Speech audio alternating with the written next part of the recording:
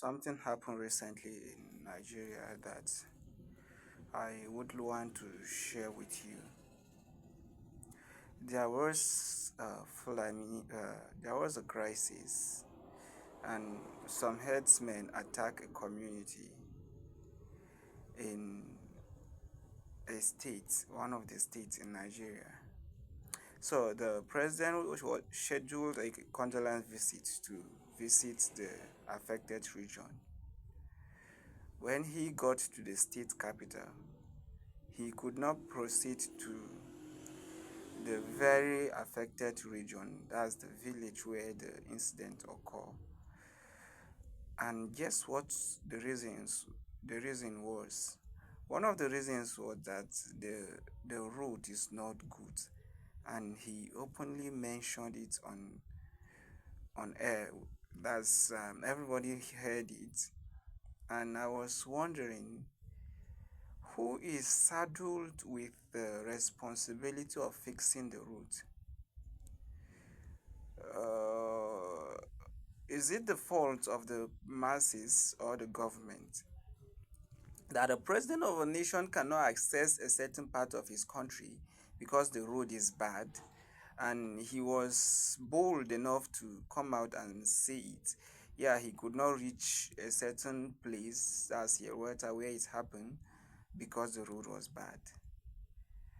So it's got me thinking and wondering, so what is the fate of those people staying in that locality? What become of them if you that is supposed to go there for a particular just for one day cannot access that place because the road is bad? Then what is their fate? These are farmers that produce their produce in mass, and if you know Nigeria very well, Benue happens to be the food basket of the nation, where they produce food and crops in very large quantity. So it is that same route they use to carry their produce to the farm, to the market, and they ply that route every day to and fro.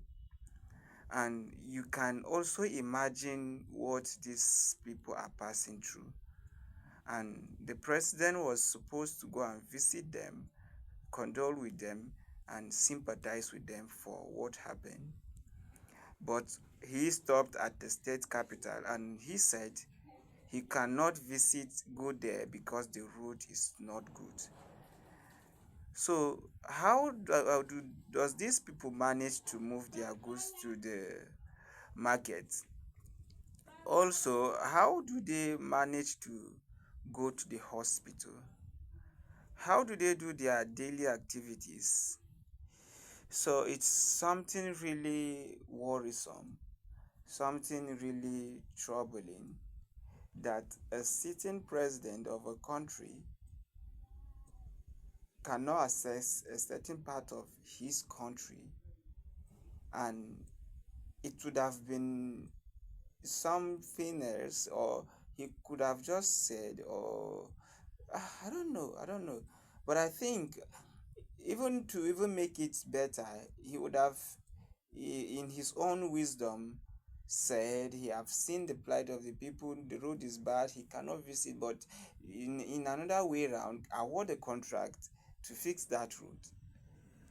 So you go see road is not good, and you cannot visit them, and these are the same citizens of your country, and you leave them in that condition and go back. Nothing is right about this thing. It is not correct. It is not justifiable. These are human beings, these are human lives, and they go about their normal activities looking for how to feed. So we are not saying you employ the whole of Nigeria to work in the federal government or state government or local government, but at least make the environment conducive for businesses to strive. Let's see, make the road accessible for us to move our goods to the market. And also, if we're going to a certain place for our business, let's have a smooth ride. Let it not be that the road is the cause that we have our produce damaged because the road is not good and there are fresh produce like vegetable, tomato, and all of that that cannot endure some certain conditions.